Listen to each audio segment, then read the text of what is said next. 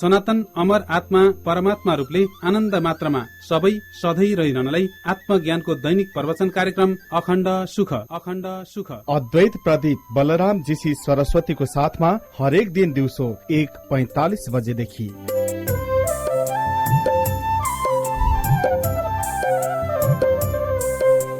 नमस्कार। परमात्मा रूपले हामी रहिरहनुको लागि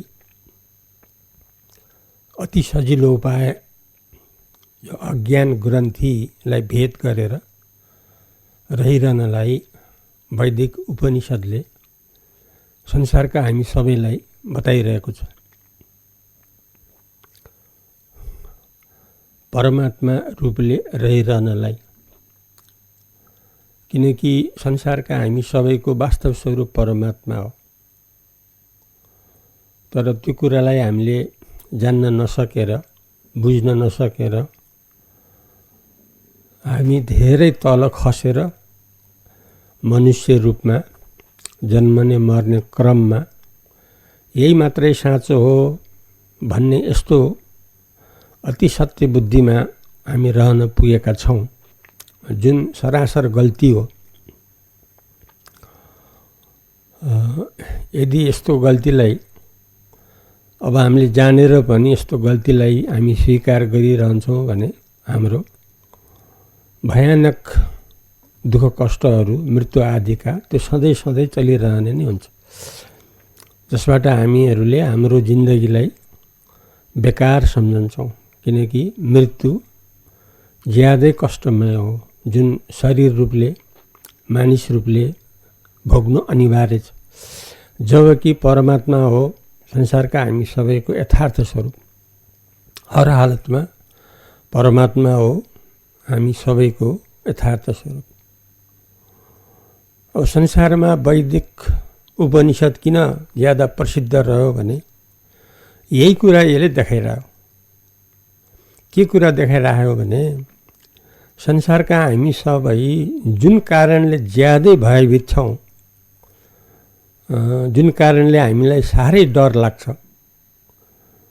त्यो जो मृत्यु, त्यसलाई उपनिषद्ले निषेध गरिदिएको छ, अनावश्यक विषय साबित गरिदिएको छ र सबैलाई केवल परमात्मा साबित गरिदिएको छ, प्रमाणित गरिदिएको छ। तर रह्यो के भने हामी स्वयं नै खसेको हुनाले, हामी सबै नै आफ्नो मूल ठाउँबाट गिरेको हुनाले, झरेको हुनाले फेरि आफ्नो मूल पदमा जान हामीले नै प्रयत्न गर्नुपर्छ। हामी आफूले नै प्रयत्न गर्नुपर्दछ। किन? आफू नै खसेको हुनाले यसको सुधार पनि आफूले नै गर्नुपर्छ। यो प्रयत्न गर्नलाई सम्पूर्ण उपायहरू अत्यन्त सरल रूपमा, सम्भव रूपमा उपनिषद भनेको हिन्दू धर्मको जो कर्म विभाग, भक्ति विभाग, ज्ञान विभाग छ, यो ज्ञान विभागमा सङ्कलित मुक्तिका उपदेशहरू हो, जो 118 भन्दा पनि बढी सङ्ख्यामा छन् उपनिषदहरू। यसले यदि हामी चाहेमा हामी सबै परमात्मामा परिणत सजिलै हुन सक्ने उपायहरू बताइरहेका छन्। र हामीले जब परमात्मा नै हाम्रो यथार्थ स्वरूप हो भन्ने जब हामीले भेटाउँछौँ भने हामी सबैले चाहेको विषय नै हुन जान्छ। किनभने हामी संसारका सबैभन्दा राम्रो काम रोजेर छानेर नै हामी लाग्दै आएका छौँ। परमात्मा रूपले रहिरहनु भन्ने कुरा त सबैभन्दा रोजाइको कुरा हो, सबैभन्दा ठुलो, सबैभन्दा मनपर्ने विषय हो। त्यसैले यस्तोका लागि, यस्तो हुनको लागि अज्ञान को जो ग्रन्थि छ, जस्तो शरीरको ग्रन्थि हुन्छ, प्राणको ग्रन्थि हुन्छ, इन्द्रियको ग्रन्थि हुन्छ, मनको ग्रन्थि हुन्छ, बुद्धिको ग्रन्थि हुन्छ, अहङ्कारको ग्रन्थि हुन्छ। त्यसै गरी नै अज्ञानको पनि ग्रन्थि छ। ग्रन्थि भनेको वास्तवमा दुईटाको मिलनबाट रहेको वस्तु हो। तर जान्नमा के आयो भने यो त एउटै हो भनेर जडलाई आफू बुद्धि गर्न पुगियो। जस्तो बाहिरी दृश्य शरीरलाई आफू भन्न पुगियो। मूल जो चैतन्य हो त्यतापट्टि दृष्टि जान पटक्कै पाएन। त्यसैले जन्म मर्ने प्रवृत्ति प्रकृति परम्परा सधैँ चलिराख्यो। त्यस्तै प्राण पनि अब दुईटाको मिलन हो। तर अब जो बाहिरी छ दृश्य त्यसैलाई नै साँचो बुद्धि हुँदा प्राण मात्रै आफू हो, प्राणधारी आफू हो भन्नेमा यस्तो बुद्धिले गर्दाखेरि सबैका उमेर आयुहरू सीमित हुन पुग्यो। किनभने त्यो त सदाकालीन रहन सक्दैन। त्यसरी सबैको अवधि सीमित हुन पुग्यो। त्यो गलत निर्णयले गर्दा यथार्थ जान नसक्दाखेरि त्यस्तो भोग्नु परिराखेको छ। त्यस्तै इन्द्रियहरूमा पनि त्यही आइराख्यो। बाहिरी दृश्यलाई मात्रै लिन पुग्यौँ। मनको व्यवहारमा पनि त्यही हुन पुग्यो। बुद्धिको व्यवहारमा पनि त्यही हुन पुग्यो। अहङ्कारकोमा पनि त्यही हुन पुग्यो। त्यसकारणले सधैँ दुःखमय, चिन्तामय, डरमय मा बितिराख्यो मानिसको जीवन, सबैको जीवन। यो भुल लाइन हो, भ्रमको लाइन हो, यो दुःखको परम्परा हो।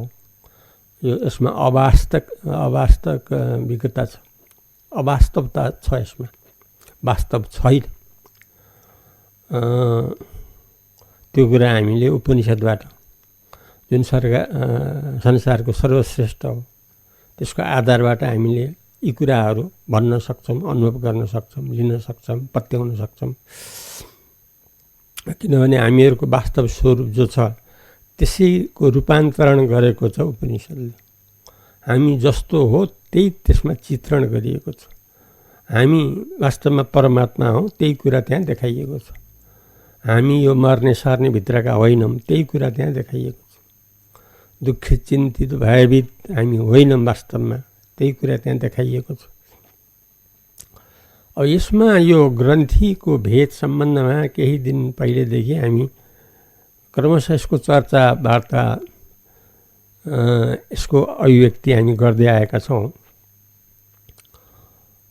शरीरको ग्रन्थीको भेदबारेमा एक क्रमले अहङ्कारसम्म हामी पुगेका छौँ। अब हामी अन्तिम अज्ञानको ग्रन्थीमा हामी अब प्रवेश गर्छौँ। पहिला त अज्ञान के हो त्यसलाई हामीले बुझ्नु पर्यो। अज्ञान सुन्दा त सामान्य लाग्ला हामीलाई,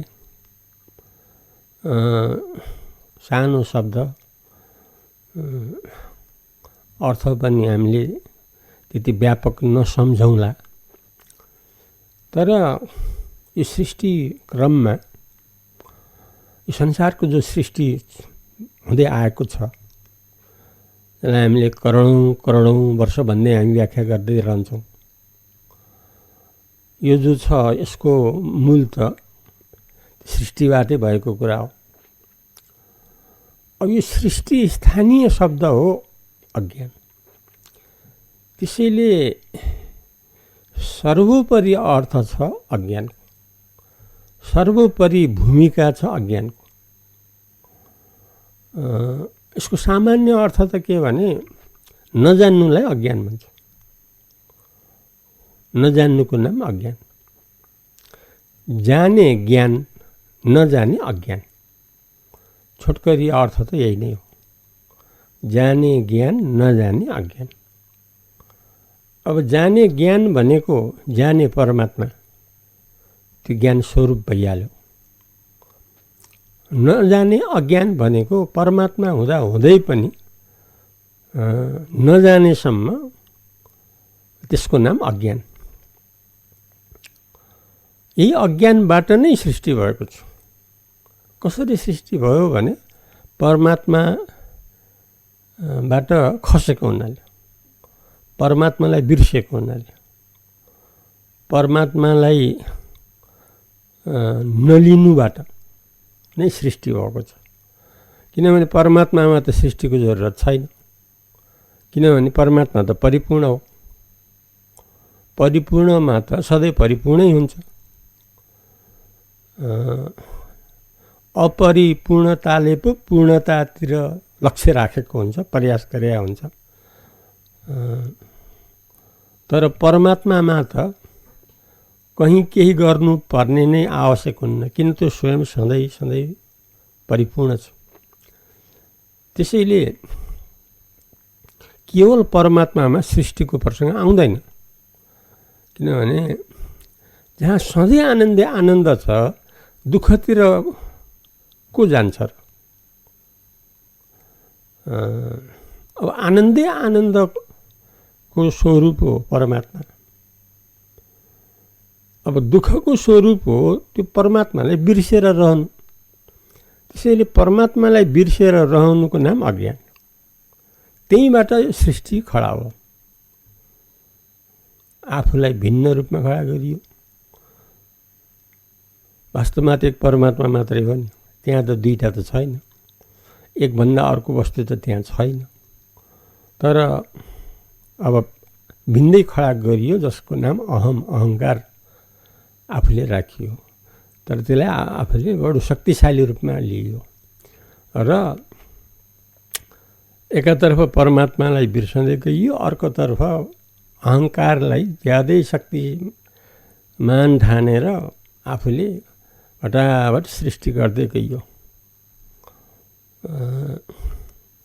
सारा संसार, सारा पञ्चमहाभौतिक यसलाई खडा गरिकन क्रमशः त्यो सृष्टिको क्रम अनि विभिन्न रूपमा हुँदै हुँदै गयो। पहिलाको जो परमात्मा भाव हो त्यसलाई भुसुक्कै बिर्सियो। अब जुन नयाँ सृष्टि गरिएको छ त्यसलाई मात्रै साँचो भन्दै भन्दै गइयो र त्यो हालतमा आज वर्तमानमा हामी आइपुग्यौँ। यो सबै हाम्रै भुलबाट हो। त्यसैले यो सुधार पनि हामीले नै गर्नुपर्छ, किनकि यथार्थबाट खसेर भुल गर्नु रूप जो गरिएको थियो, त्यो भुललाई आफैले नै फेरि यथार्थमा हामी पुग्नै पर्छ, नत्र अरू परम कल्याणको उपाय छैन। अब यो अज्ञानको प्रसङ्गमा के छ भन्दाखेरि सारा खडा भयो अज्ञानबाट। त्यही अज्ञानबाट अहङ्कार खडा भयो, अहङ्कार पछि बुद्धि खडा भयो, बुद्धि पछि मन खडा भयो, मन पछि यो प्राण इन्द्रियहरू खडा भयो, त्यसपछि स्थूल शरीर खडा भयो, जुन इन्द्रिय बाहिरी इन्द्रियको कारणले बाहिरी रूपमा स्थूल रूपमा परिणत हुन पुग्यौँ हामीहरू। अब यसको परिणाम गम्भीर छ। गम्भीर भनेको मृत्युमय छ। मृत्युले घेरिएको चारैतिर पटक पटक सधैँ हैरान। त्यस कारणले अब यसलाई चिरफार गरेर हामी फेरि मूल ठाउँमा पुग्नलाई जसरी क्रममा यो ग्रन्थि भावलाई स्थूल शरीरदेखि लिएर अहङ्कारसम्म हामी गर्दै आएका छौँ, अब अन्तिम हो अज्ञानको ग्रन्थि भेद गर्ने।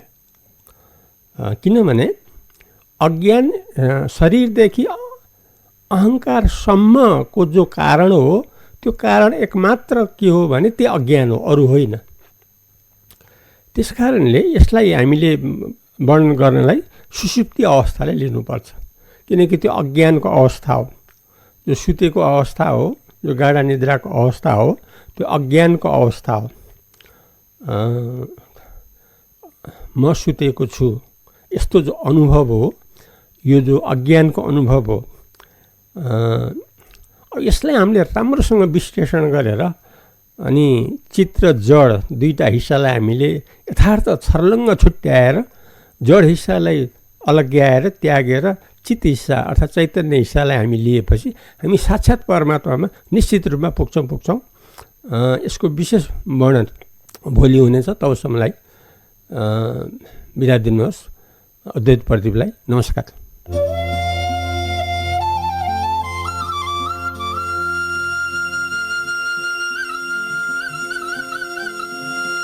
सनातन अमर आत्मा परमात्मा रूपले आनन्द मात्रामा सबै सधैँ रहिरहनलाई आत्मज्ञानको दैनिक प्रवचन कार्यक्रम अखण्ड सुख